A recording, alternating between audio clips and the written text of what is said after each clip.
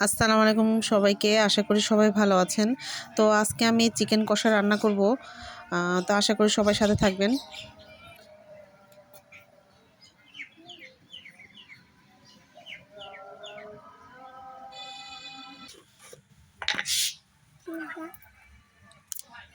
তো প্রথমে চিকেনগুলোতে লবণ, মরিচ এবং হলুদের গুঁড়া দিয়ে মাখায় নিব। তো চিকেনগুলো মাখিয়ে আমি আধা ঘন্টার জন্য রেখে দিব।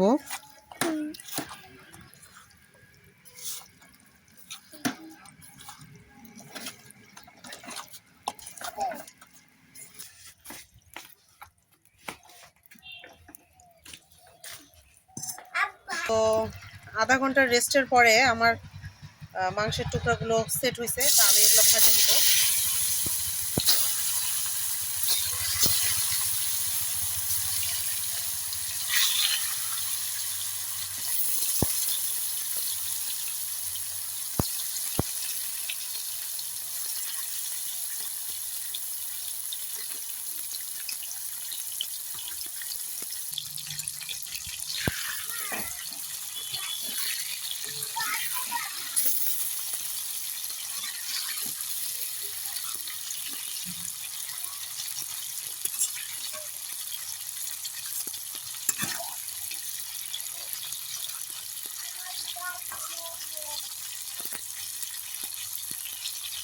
গাড়ির রোবট এই যে দেখ আমি এটা দিয়ে ধান ভাঙবো। ধান ভাঙানো কিভাবে বানা হয় আনিকা? এখানে তোমার একটা চাকা কোথায়? চাকা হয় খুঁজে নিয়ে আসি চাকা না কি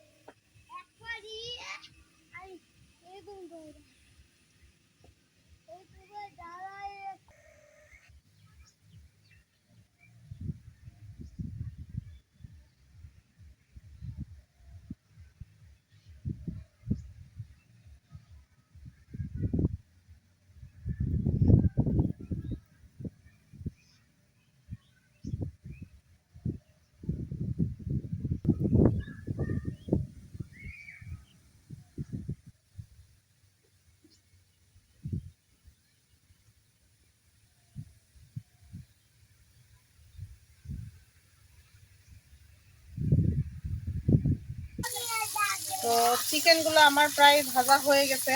আমি নামাই নিব। খুব বেশি ভাজবো না, কারণ বেশি ভাজলে এটা তরকারির মধ্যে খটখটা খটখটা লাগবে।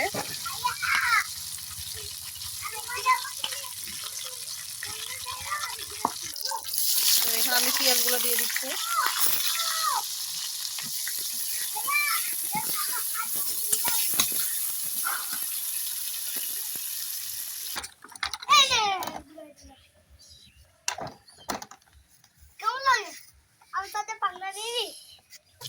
তো এখানে আমি তেজপাতা আর গরম মশলা এগুলো দিয়ে দিব, এলাচ।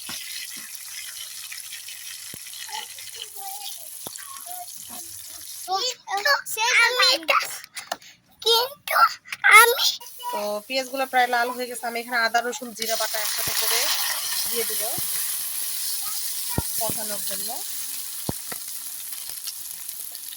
আর এখানে মরিচের গুঁড়ো দিব,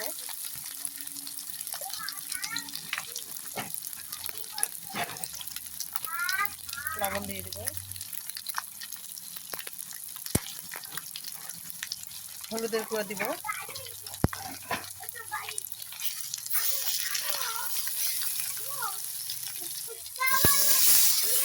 পানি দিয়ে কষাই দিব। এখানে রাঁধুনি রেডিমিক্স গরুর মাংসের মশলা যেটা, আমি একটু সেটা দিয়ে দিচ্ছি। সেটা দিলে কখনোই ব্রয়লার মুরগির মাংস আসলে গন্ধ করবে না। এরপরে আমি মুরগিগুলো দিয়ে দিচ্ছি, চিকেনগুলা।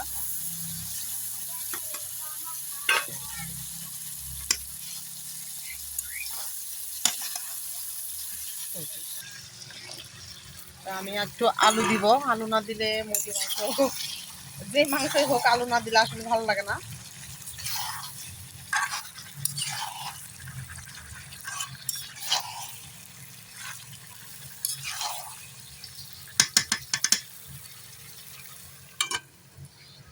সেটা না।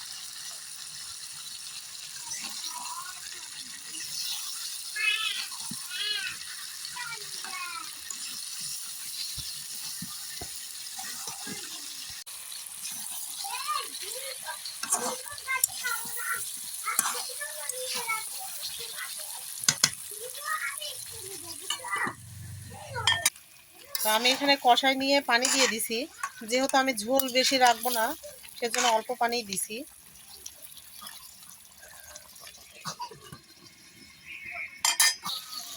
তো চিকেনটা আমার হয়ে গেছে, নামাই নেই।